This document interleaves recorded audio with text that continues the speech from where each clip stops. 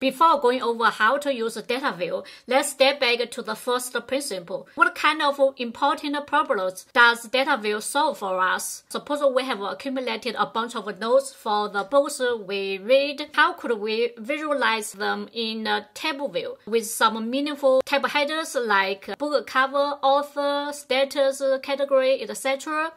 Especially if we come from a Notion, we really miss the table view feature. The good news for our Obsidian users is that we can simply achieve that with only Dataview plugin. Dataview not only has the capability of displaying our notes in the form of a table, in the form of different views, with or without filtering, but also make our life much easier by automatically importing the updated notes. In this video, I will walk you through all the way from the beginning. What is Dataview? How to output our notes in the form of table, list, etc., followed by how to query our notes with further filtering. And lastly, I also provide my personal use cases. I hope by the end of this video, you will be more comfortable to get started with the Dataview.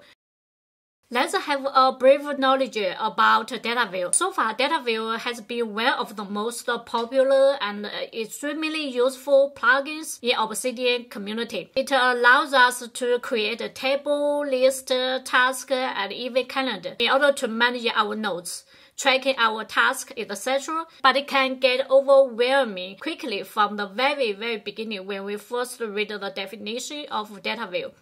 According to the definition of Dataview, with Dataview, we can associate data like text, stats, snippets, numbers, and so on with our Markdown pages, and then query like filter, sort, transform this data. Don't worry if you don't quite understand what does that mean at this moment. Let's first break down concept into two main components. The first one is annotation, which is adding metadata to our Obsidian notes, and the second component is the query. We will learn how to use Dataview, the query language, to query our data. But besides these two components, I would like to add another component, which is view, which is actually the output format of our notes.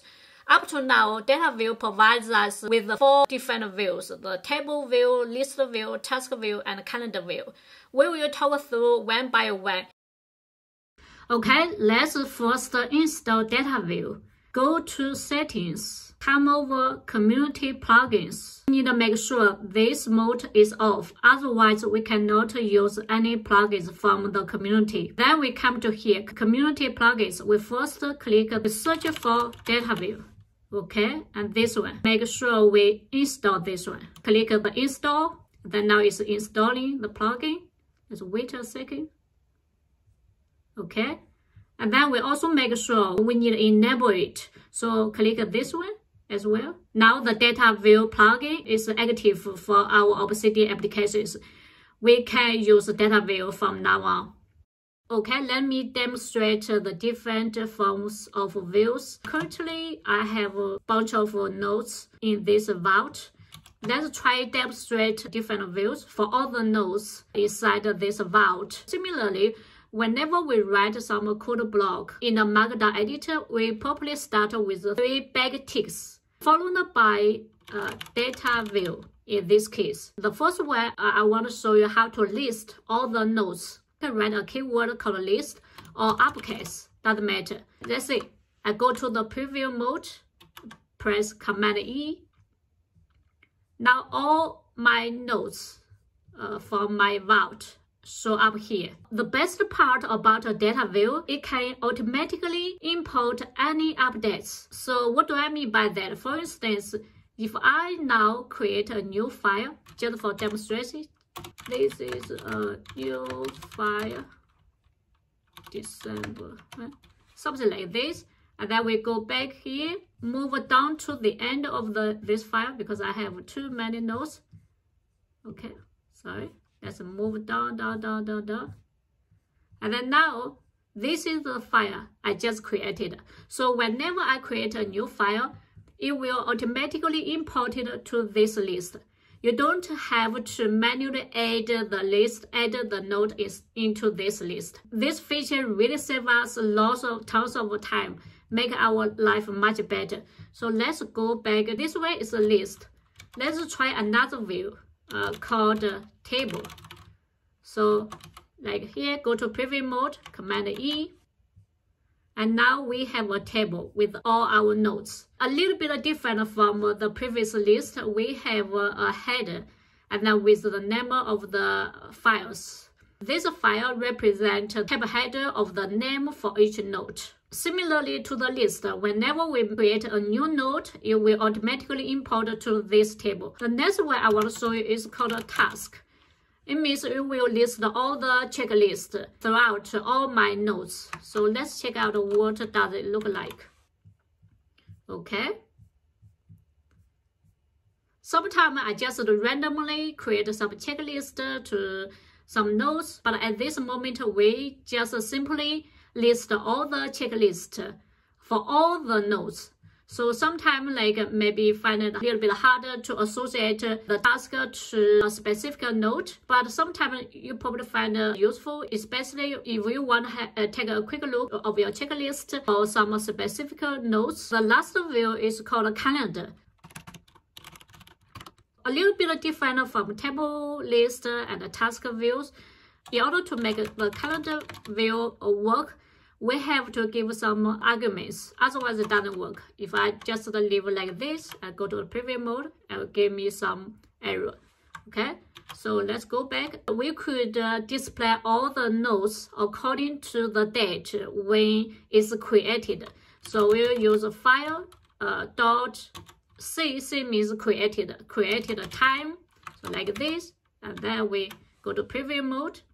You see, today is the December the 1st, Thursday. I create 5 nodes today. Let me create another one, just for example, another one for today.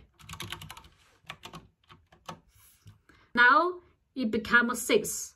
Previously it's 5, now it becomes 6. Whenever we create a new node, Dataview will automatically import the updates. Another one is like we could display all the nodes according to the modified time of the file. So we give like M means modified M time. So let's go and go to preview mode. First, today I have updated a bunch of files. You might notice from the above examples, when we display our data as a list, or it's a table, when we display list and table.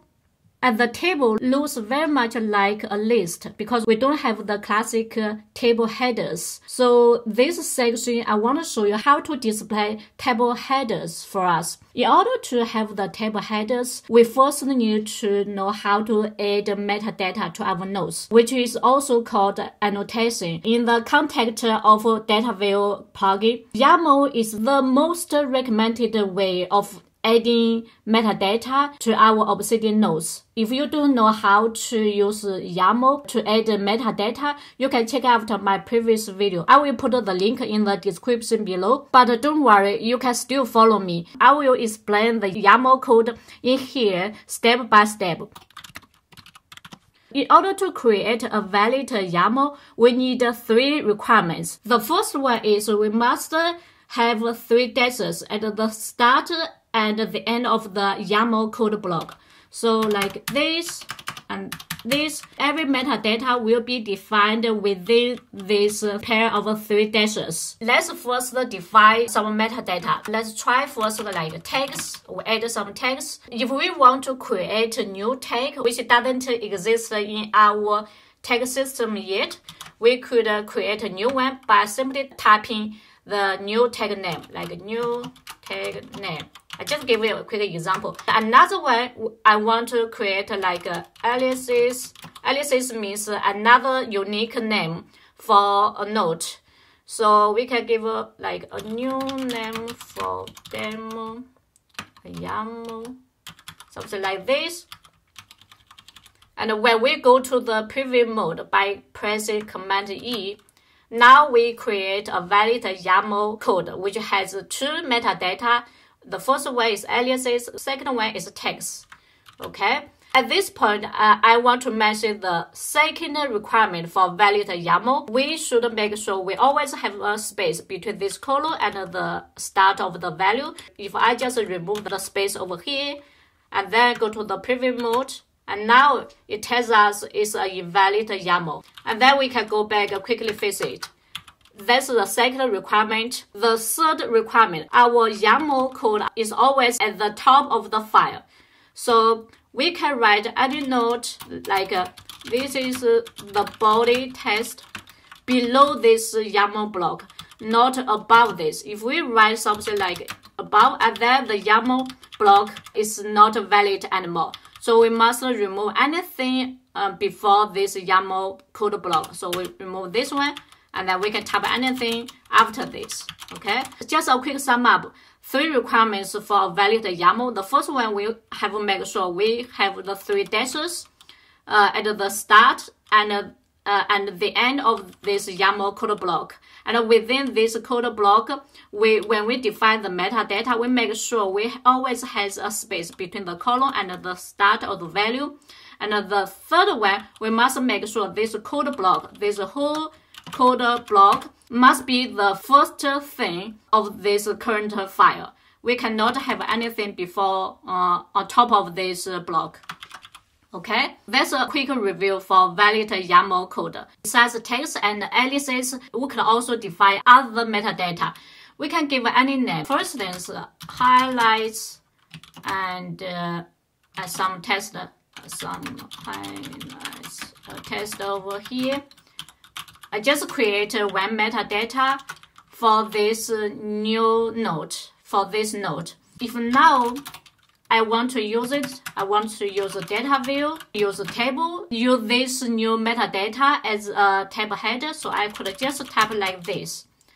If I just type like this, go to the preview mode, this number is the total nodes from my vault, but the only node has this metadata is only limited to this new node I just created for the demonstration. So let's go down to the end of this list, because normally when we create a new node, it will append it automatically to this list. So now we find this new node. This is the text I just typed. This is the new node, and this one is the highlights we just created. To give you another concrete example, I have a bunch of book notes. So for instance, this one is a book called Atomic Habits. I have created a bunch of metadata like author, the cover, category, ranking. So in order to use this one, let's just go to the editor mode. We could use like the author and the ranking, cover for the book note. Because in my vault, I have many different types of notes, not only the book notes. So it will list all of my notes. If I don't define the metadata, for instance, this one, I don't have the metadata over here, not even YAML code over here. So this is blank.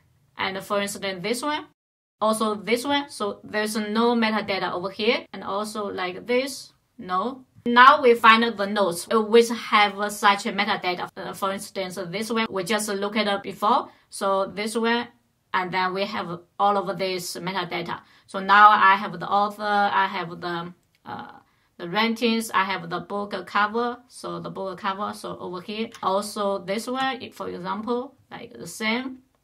I have the value for this metadata, so that's why we could see this displayed in the table. At this point, when we look at the labeling for the table headers, maybe at this moment, if we are not happy with this labeling, for instance, this one, instead of author, I want to write something called a book author, and the ranking, I call it my ranking or book cover, just different from the original metadata. We could simply change this inside the code. We could do like this. After this, we give a space, type S, and then give a double quote. Make sure double quote, and type anything like book, like this, and this one is my ranking. It's not from internet. It's my personal ratings for this book. And also the last one is like the book cover, something like this. Go back to the preview mode. Now, as you see, we have changed all the tab headers, the labeling. As you see, our new labeling appearing as the tab header. When you scroll down a little bit, we still have this data. Although we defined our metadata as the author instead of book author, but we still have this data populated. That's simply because we only change the labeling, not the metadata. It's very convenient because maybe in the future we want to change it back. Like this one, instead of a book cover, I just change cover. This one, I think is quite redundant. I only need an author, something like this. And then when we go back to the preview mode, it changes again. It keeps our new labeling on top of this table. Let's go back to our original one. There's one thing very important we should keep in mind. We should always make sure this argument, like author, has to be consistent with the metadata.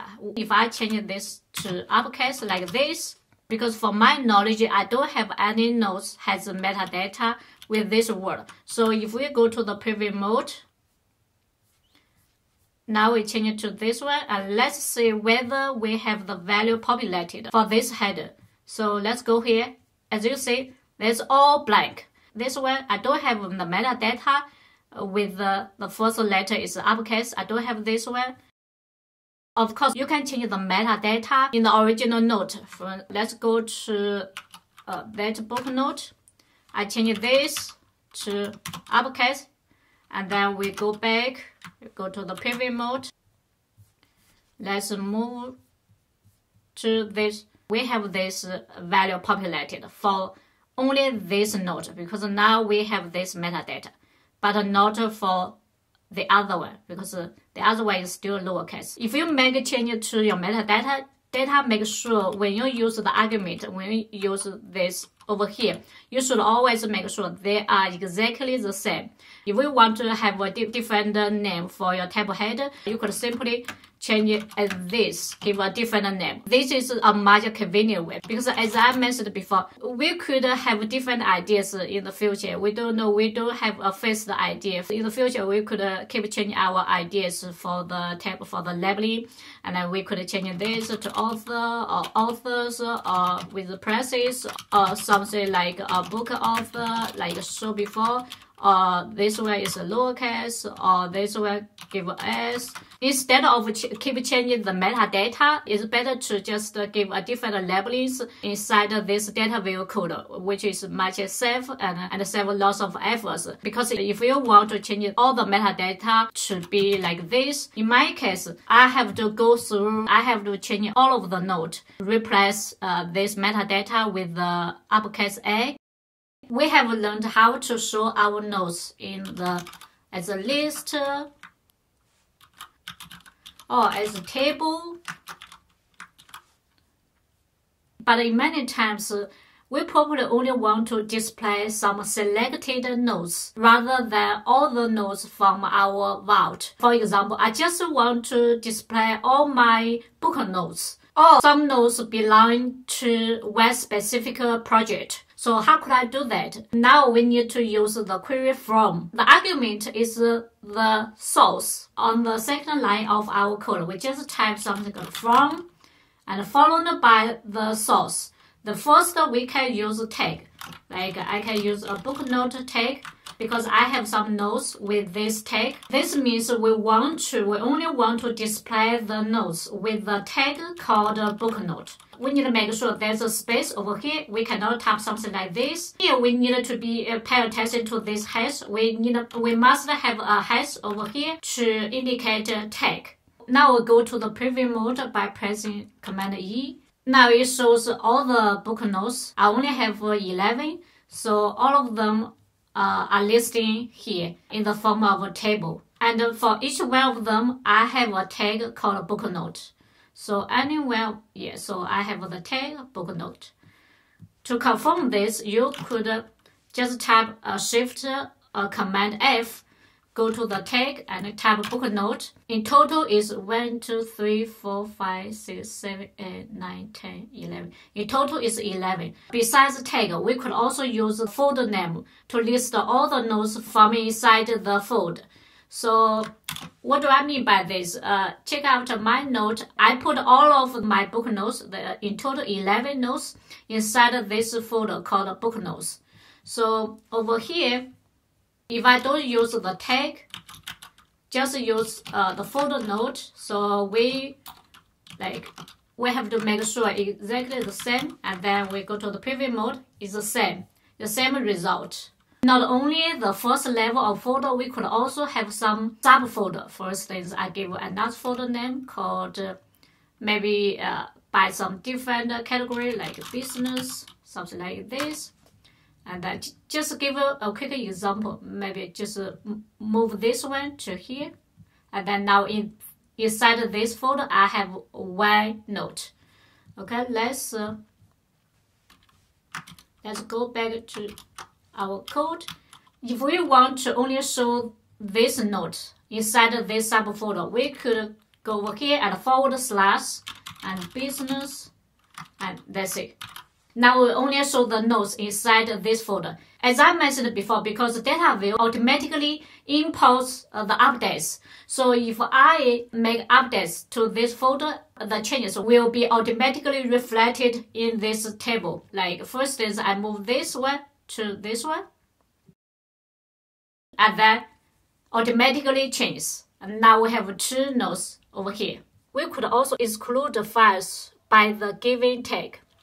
First is here, I don't want to select the notes with the tag called book note. I only need to put a dash in front of this tag, and then now we'll exclude all the files which has a tag called book note. So let's give it a try. Going to the preview mode. Okay, and let's see whether we still have the book note. It seems no, we don't have it. Okay.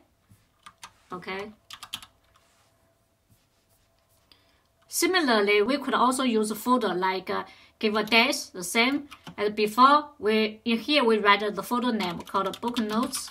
This means we exclude all the notes inside this folder.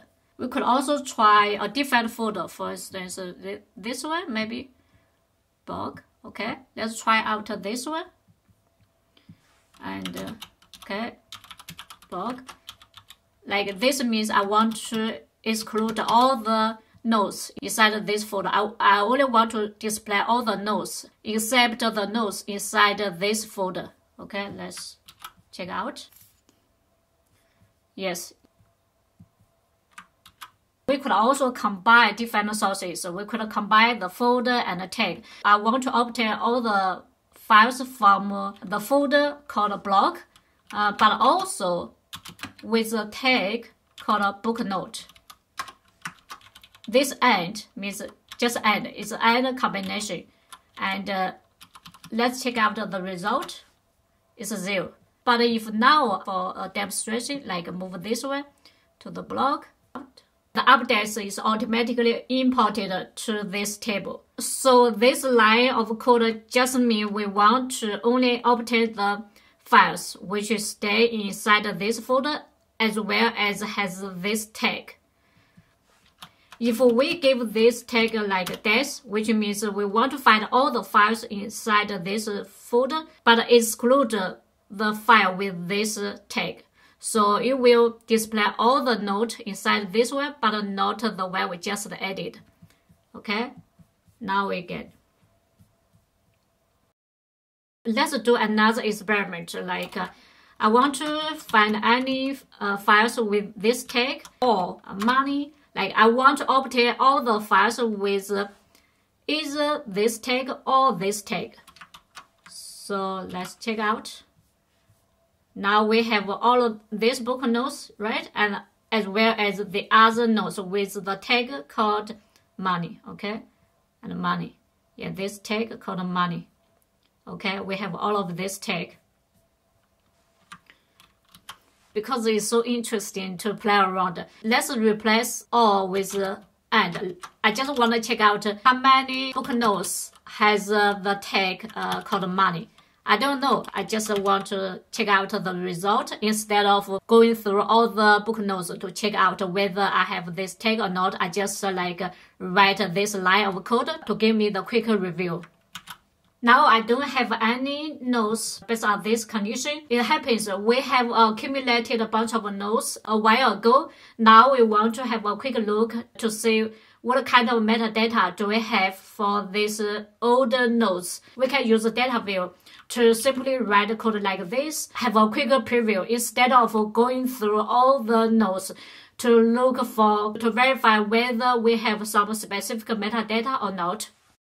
Sometimes from is enough, but in some situations, probably we also want to filter our query a little bit further. This section, I will show you how to use another query, where. In order to use where, we just type where and followed by the condition arguments. Let's say I only want to display the file which has a name called Atomic Habits because I have this file name called this name, and then we go to the preview mode.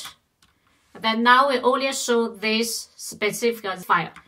But if we give a raw name which doesn't exist, so something update, anything, just a raw name, and then there's no results. So apart from this file name, we could also have something called contains. I write a status. I want to filter out all the files with the status. The value is book note action. That's what I'm telling Dataview what to do. This one status is the metadata. I only want to find the nodes have this value for this metadata. So let's check out. Okay, let's confirm the result. For instance, this one, I have the status. This is the metadata I defined for this node with the value. Okay, similarly to this one and all this one. Okay, I have this metadata. If I remove the metadata, for instance, let's just go over this one. If I remove metadata, remove status, or change it to other name like something else, like this, and then let's go back. Now that file is excluded from this table list. We couldn't see anymore. Of course, we could give this like author. I only want to find the nodes with the author called James Clear. And check out. Yes, we only have this one node, have this metadata value, have this value. The first one is the metadata we define for our nodes. Second argument is the value based on which we filled out the nodes. Dataview also allow us to sort our nodes in ascending order or descending order. So let's reuse our previous example in here. Let's first obtain all the book nodes like we did before. Okay, we use tag. This line tells Dataview we want to obtain all the files with this tag called book node. Okay, and then after this, we start to sort all these files by file size. Type sort file.size in descending order, DESC. You don't need to type out the full word, just DESC. Okay, let's check out. We sorted by file size, but it's not very obvious. Let's also create another tab header for the file size. So let's go over here and just file size. Okay, let's do like this. And then now this one is file size.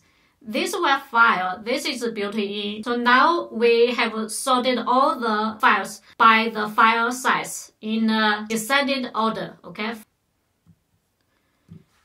Of course, we can sort by ascending, ASC. And then we go to another way, from the smaller size to the big size, okay? We could also sort by the modify time. Okay, now let's check out. Okay, by the modifier time. Maybe in here, maybe we give like file modify time. Now we will see clearly. No, it's not good. We could also sort by something else. Let's just play around. Like, for instance, I want to sort by the status. Okay, and I go over here. By status, we have different. This status is called this status I use a tag, so there's a hash over here. So there's anything, and then it has a different one. Okay. So for the sort, it's quite easy. You just like put this sort, this keyword over here, and then after this, you just sort by the condition. Many times it's the metadata. After that, we define the order type. Okay, it's either descendant or ascendant. Okay.